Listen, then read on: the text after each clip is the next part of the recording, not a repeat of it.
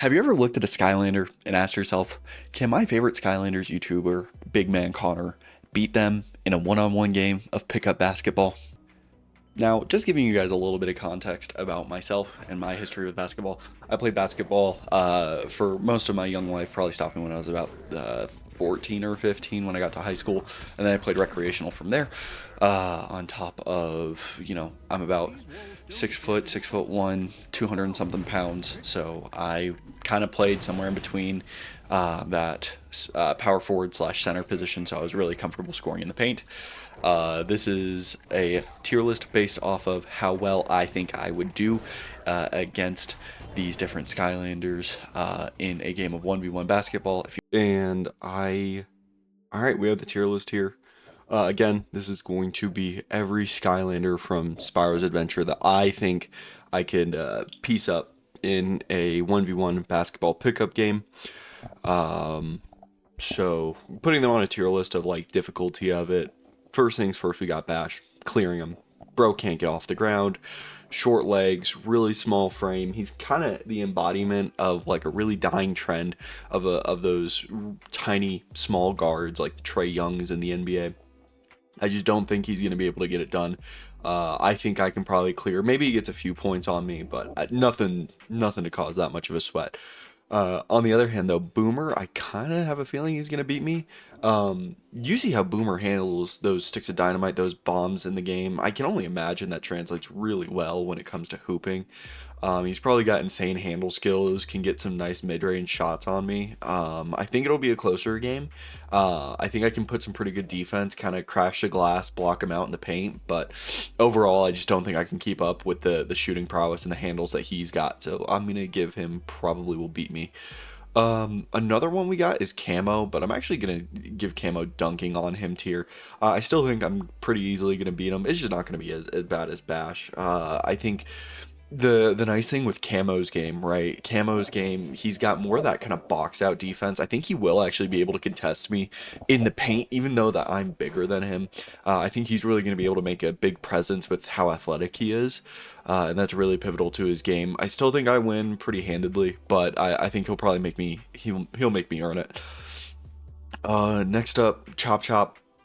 I'm getting pieced up. I mean, there's just no way. There's no way with the kind of his finishing power and just how well he is as a slasher. There's no way I can beat him. I'll try and play some defense, but he's just gonna keep on. He's gonna beat me at the three. He's gonna beat me at the mid range. He's gonna beat me in the paint. I really don't think there's much I can do to stop his game and to stop him from just destroying me, honestly. This is probably going to be like the least well, no, there's one more in here, but I expect this one to be a blowout against me. He's probably cutting me up. Cinder, still, I'm cooking her. I think she's like a less athletic Camo, and that just doesn't help in today's game, right? I think I'll be able to quite handedly, actually, like, I don't think she's scoring on me. Actually, I'm so confident she's not scoring on me, I'm going to put her at the top of White Iverson here. I don't think she's really going to be able to handle my presence in the paint. Her shot's just never been there. It's been so streaky. But overall, I just think I can beat her where it matters. I can beat her in the paint, and then I can keep her far enough away from the hoop that she won't get that comfortable with it. Yeah, she's a little bit faster than I am, but I'm just going to be able to drive so hard and get to the basket before she can really do anything about it. It won't be that close. We got Dino Ring up next. Now, Dino Ring is kind of in that same tier as Boomer, but I just haven't seen Dino Ring put his game together like that, man. With how the league has evolved so much, I just don't think Dino Ring can really handle it. It's gonna be a really close game. Don't get me wrong. His playstyle is definitely something we saw that really benefited early on in his career, but now we're looking at it. We're about 10 years in to what we've been able to see him do. Right, 8 years since that big finals run he had. I just don't see Dino Ring putting it together and getting one over me. But that's just me. Okay, Double Trouble. Double Trouble is gonna actually be kind of tough. Double Trouble again. I think Dino Ring just has such established presence with his career that I have to respect it. Dino with Double Trouble, I don't think I need to respect him as much, right? The issue is when he starts getting out of those little minions. Um, that'll be a problem for me. Even though these are going to be a bunch of small wings, small guards trying to cut up the paint, they're still going to be able to pass the ball around, make some opportunities in the game. That'll be tough for me to handle, but I think if I can really lock in on my mid-range game, get a couple shots off, I think I'll be able to take care of Double Trouble. But I think it's definitely going to be close. Drill Sergeant, I'm stepping on him. Actually, I'm gonna put him on the top of dunking on them. I'm gonna step on him like he's a Goomba. I'm hopping on him. I am jumping on him. I'm like literally gonna cross like everything like that. Plus, look at those handles. What is he doing? He's got no handles whatsoever. Just with where the league's going now, you just can't be a small guard without handles.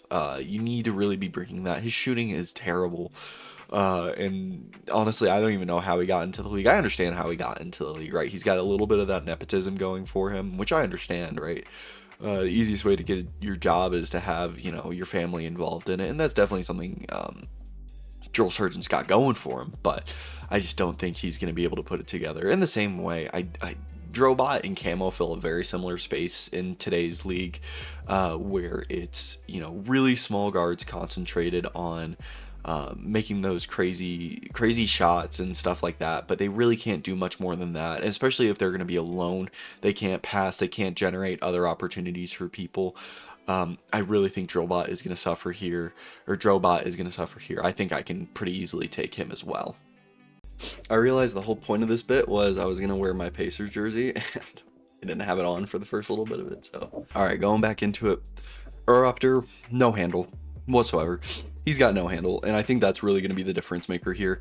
Eruptor has no handles over the ball whatsoever. I think I'm just so easily clearing him. Now, don't get me wrong, he's a big fat guard that could really make a paint presence, which is fine. I think my game is dynamic enough where if I see Eruptor kind of in the paint, right, blocking me out, trying to space me out, I think I can back up a little bit, pull away, just a little nice mid-range shot. And that's just something his handles and his shooting ability won't be able to do. I think this will probably be like an 11-2 game, and I'm going to have like 5 steals in it and maybe a block or two. I just don't think Eruptor is going to be able to get it done. Up next is Flameslinger. Flameslinger is a shooter. Definitely a shooter. Definitely got that long range shot to a T. Really speedy too. Sneaky athleticism. Which is why I'm really excited to see where Flameslinger's game goes in the league. Probably beats me just because in the modern NBA, right, you just chuck enough threes and it's gonna work. You're gonna win the game. I think Flameslinger has got me beat on that front. But if there is some sort of scenario where we can really, really box out, make Flameslinger miss a couple shots, that's where I feel really comfortable just getting the ball going in, just driving into the paint. I think Flameslinger is going to be a little bit speedier than I am, but if I can really get in the paint and get in my groove, I think I got it. Up next is Ghost Roaster. Probably dunking on them tier.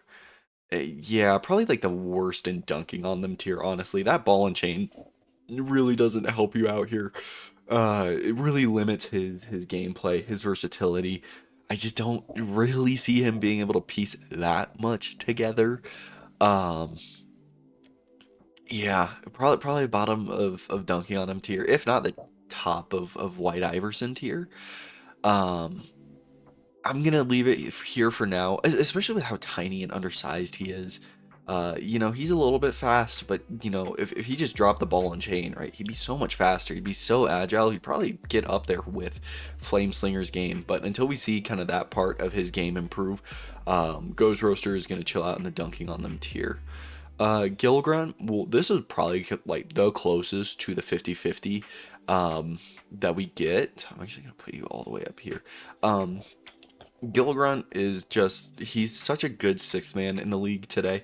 I think he's really, really talented and really underappreciated. He's been a part of some nice championship teams, and he's always existed kind of in that in between of role player, like the best role player in the NBA or like the worst starting player in the NBA, and that's a great position to be in, at least in my opinion. I think he, having that six man of the year, finishing all defensive a couple years in a row, his defense is definitely locked down, definitely very, very good defense on top of some pretty solid offensive skills. Now the question is my offense better? Like, will my offense be able to make up for my defensive deficiencies? And I think so personally. I do think I get that nice little bit of height advantage over Gilgrunt, and that's really gonna be apparent when it comes to the sizing difference.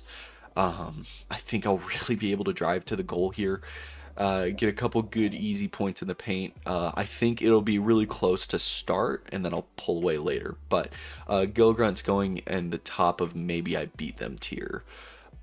Hex is kind of like Boomer. Hex is a smaller but a bit more agile Boomer. She definitely has an elite 3-point shot. That's definitely not something to be trifled with. The questions in her game are more about that slashing, that finishing that Boomer has over her. Hex doesn't have as big of a presence in the paint as you would like to see from your power forward and your other big men in this league. However, I still think she's got an absolutely deadly shot, and she plays really good defense to boot as well. So, the one thing is, if can Hex stay healthy, right? I know Hex is always having arm issues. I've seen a couple of neck issues as well. So the question is, can Hex stay healthy enough to stay on the court and to get through all those minutes in the game? I don't know, but you have to respect those handles. You have to respect those shooting skills. So Hex is gonna go in the probably beat me tier. All right, we got Igniter up next, and I think Igniter is gonna piece me up. Kind of similar to Chop Chop, not as bad as Chop Chop, right? If we're doing like NBA equivalents, this is Chop Chop is like your Shea Gilgeous-Alexander. This is your Jaylen Brown, the next best guard in the NBA, at least in my opinion. Um, yeah, it's gonna be tough. Jaylen Brown, or sorry, not Jaylen Brown. Igniter has always had questions about his defense, especially with how slow he can be on those fast breaks. But I still think that scoring is just undeniable. It really, really is. He's got a flamethrower of an arm, right? So he can burn those balls. Hell, even from half court, he's just cooking me. I think he is the next worthy one, and I'm getting pieced up. And like, as much as it sucks to say, I'm getting pieced up again by Lightning Rod. Um, he doesn't have those same questions like Hex has about like leg power or strength like that. He's cooking me. His floater is insane. He's just versatile all over the court. You'd like to see him play a little bit more defense for the role that he plays in the team. And normally he's a very unconventional big man. He kind of falls into that weird too big to be a guard, but kind of a 3-and-D player forward. But he's absolutely electrifying when he takes the court. He speeds up the game so much that I don't know if I can really handle going all those minutes bar for bar against Lightning Rod. So I think I'm getting pieced up by him. As much as I love Prison Break, again, he's got the same issues as Eruptor does, but he doesn't have the sizing of Eruptor, and that's been like the biggest question in his game of what are we doing here, right? If you want to have a future in this league, you either got to be big or you got to be able to handle the ball. If you can't do either, you're gonna be sitting on the bench. You're gonna be in street clothes for most of those games, and this feels like no different here. I'm gonna absolutely piece up Prison Break, even worse than Eruptor, honestly. So actually, hold on. So if I'm doing these tiers right, he should be here. And honestly, Bash is actually a really solid player. But again, this is going to be another high turnover game where if I can really put some pressure on him, prevent him from crashing the glass, out rebounding him, I don't think it's going to be necessarily that close. So Yeah, a lot of turnovers, just not a lot you like seeing in Prison Break's game here, which sucks. He's a great guy off the court. I really appreciated my conversations with him and hanging out with Prison Break off the court, but I mean, just with how his game has been looking the past couple years, I don't see any way that I don't beat him here. Up next is Slam Bam. Slam Bam is like the top of piecing me. There's no way I'm beating him here. He's got four hands, right? I think the commissioner should check into this. Maybe we have to tie two of those hands behind his back. But even then, with how big and tall he is, right? I feel like he's like Shaq, but with an extra set of arms. He's just so undeniable and so dominant. His shooting isn't there, but who cares if he's not shooting, if he's dunking on me and swatting the ball away at every shot I have, right? As well as he's got phenomenal shape. He's in phenomenal shape. He's super athletic, super strong, can really box out when you need him to, but he's also really, really solid in the paint. Yeah, Slam Bam is everything you want in a big man, everything you want in a center slash power forward. His shot is really good. He's got a lot of power, so he's able to really launch shots from way further than he should be. But yeah, Slam Bam, he's going in the top of I'm getting pieced up. Sonic Boom, I honestly have no clue. I don't know enough about Sonic Boom's game, so maybe I'm gonna be a little bit disrespectful. I'll put you in the back of dunking on them tier just because it's Sonic Boom's undersized. Um, right, you got the wings, you got a little bit of athleticism, you got a great jump there, but that's about it. And if you're undersized but you can jump, I feel like I'm blocking those shots anyway. So I feel like my offense is just going to be a little too powerful for Sonic Boom to really handle. Spyro. You are just like our jack of all trades here, aren't you? Spyro and Gilgrunt fill a very similar role, being that six man that you can bring in. Can play the three really well, can play the four pretty solid. Probably don't want to be giving Spyro the ball as much. He's not a great playmaker. He doesn't make a lot of he doesn't create a lot of opportunities for other players, but he can create a lot of opportunities for himself. But he still needs a couple other pieces to reliably play on well. So I think I'm gonna beat him in a game of pickup basketball. Stealth Elf, it's either the top of maybe I beat them or the bottom of probably beat me. I think she's quick enough though that she can really get around me. The main issue here being she can just go invisible. And that can make it really hard to like track her next abilities, like especially if we're like teeing off the ball. She could go for a fast break one way, change me up, cut me up, break my ankles, and then just drive down the court. One of the best finishing guards in the league today. One of the best finishing guards we've ever seen, honestly. So I think she'll be able to get me, especially when she's on defense. Like she is an absolute anomaly here.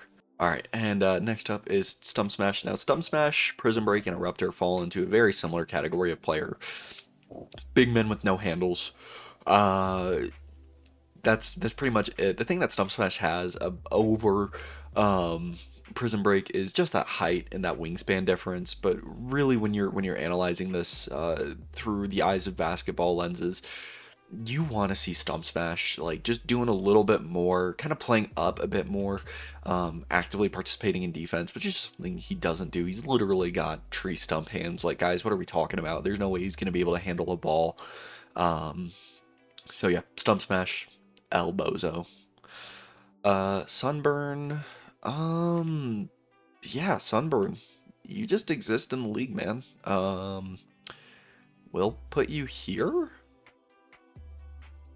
We'll put you here, give you your flowers, kind of acknowledge, right? Sunburn had such a good rookie year, but really wasn't able to do anything else after that. And it wasn't like with injuries, with Dynarang, right? Injuries really hampered his career. With Sunburn, not as much. Just kind of stopped producing. I think the game. I think two things happened. I think the game got a little too fast for Sunburn's playstyle, and I think he just got figured out. So yeah, Sunbird. you're at the bottom of maybe I beat them tier, probably comfortable dunking on them, but just giving you a little bit of respect for what you were able to put together for your rookie year. I'll put you in that tier. Um, Terrafin probably beats me. Being honest, he's really crafty on the court.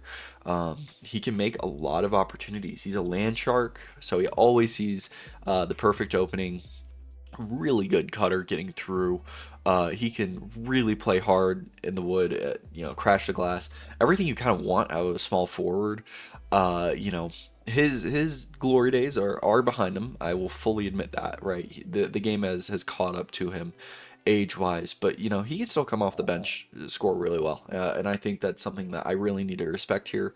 As well as he's got height and he's got shots, and that's going to be something that's going to be harder for me to put together and stop.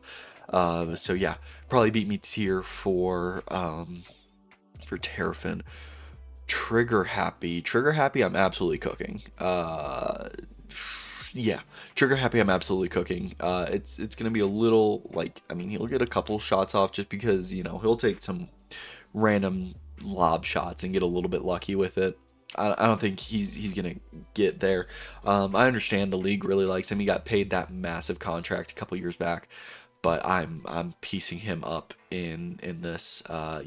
He's really been focusing on his martial arts too recently. He's kind of that Joe Johnson kind of player where he's got some other side hobbies outside of basketball, which is respectable. But when it comes to the court, when it comes to hooping, I don't think he's gonna be able to really to beat me. So additionally, I just have the size on him. I think it's going to be really easy for me to get up there and to dunk on him. His wingspan's nice for his height, but I don't think he'll be able to do much.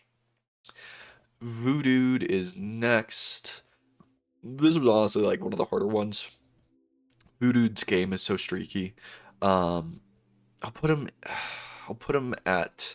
I'll put him at the back of probably beats me.